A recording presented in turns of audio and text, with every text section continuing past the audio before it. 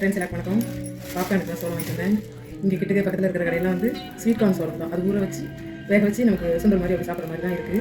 அதுதான் கிடைக்குது. இப்போ தூரமாக நான் போய் வாங்கிட்டு வந்தேன். அதனால் 2 கிலோவாக இது பக்கம் வாங்கிட்டேன். கிலோ 120 தான் சொல்லி கொடுத்தாங்க. 2 கிலோ வாங்கிட்டேன். கொட்டி வச்சுக்குவோம்.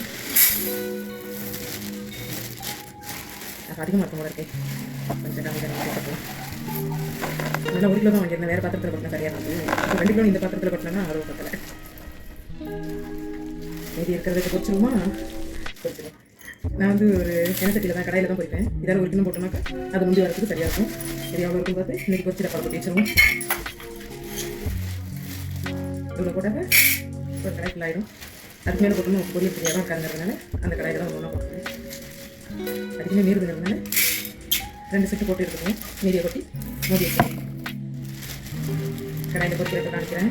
நல்லா அழகாக பொரிஞ்சு வரும். இது ரொம்ப பிடிக்கும். நாங்கள் தான் சாப்பிடுவோம்ல. டிவி போட்டுக்கிட்டு அதை எடுத்து சாப்பிடலாம். அது சொல்லவே தனி தான். பொரிக்கிறப்ப வீடியோ மாதிரி பார்ப்போம். பாப்கார்ன் பொரிக்கிறதுக்கு கடாய் வச்சுருக்கிறேன். எண்ணெய் ஊற்றிக்குவோம். ஒரு 2 ஸ்பூன் 3 ஸ்பூன் அளவுக்கு ஊற்றிட்டோம். போதும். நம்மளுக்கு தேவைப்படுது. எண்ணெய் கம்மியாக ஊற்றணும்னா பொரிய மாட்டேங்குது. நம்மளுக்கு எண்ணெய் ஊற்றிட்டோம். கொஞ்சமாக உப்பு, கொஞ்சமாக மஞ்சத்தூள் போட்டுட்டு ஸ்டவ் ஆன் பண்ணிவிடுவோம்.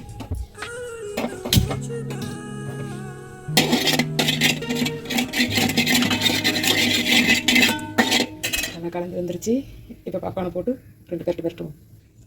பாப்கார்ன் இல்லை, சோளத்தை போட்டுக்குவோம். பாப்கார்னை ஆக்கிறதுக்காக சோளத்தை போட்டுக்குவோம். இந்த அளவுக்கு எண்ணெய் இருந்தால் தான் நல்லா பொரியுது.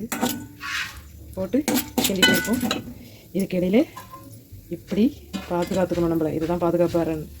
தாக்குதல் பயங்கரமாக இருக்கும் வெடிக்கிறப்ப.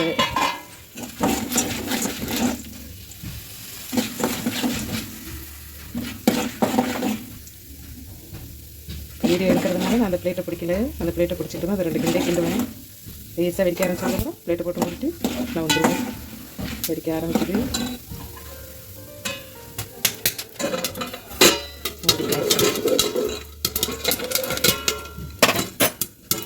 சிம்மில் வச்சுருவோம். ஃபுல்லாக கொஞ்சம் பார்ப்போம். என்ன நடந்தது? ஃபுல்லாக வரும். அந்த 1 கப்பு தான் போடுவேன். ஆனால் கம்மியாக தான் இருக்குது. ஏன்னு தெரியல. ஒரு வேளை சின்ன அடுப்பில் வச்சு தான் இருக்கும்.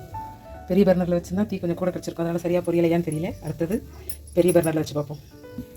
பெரிய பர்னரில் வச்சு போட்டிருக்கிறேன். பார்ப்போம். வச்சது நிறையா இருந்தால் கொஞ்சமாக இருக்கும். நிறைய அளவு பழம் தான் போட்டிருக்கிறேன். வேறு கடையில் வாங்கினேன். அதில் ஏதாவது வித்தியாசம் இருக்குமானு எனக்கு தெரியல. பார்ப்போம். இருங்க.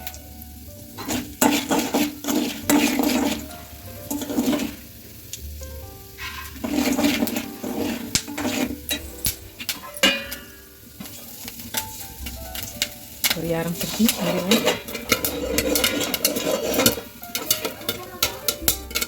தீயை குறைச்சிட்டேன். ஃபுல்லாக கொஞ்சம் பார்ப்போம்.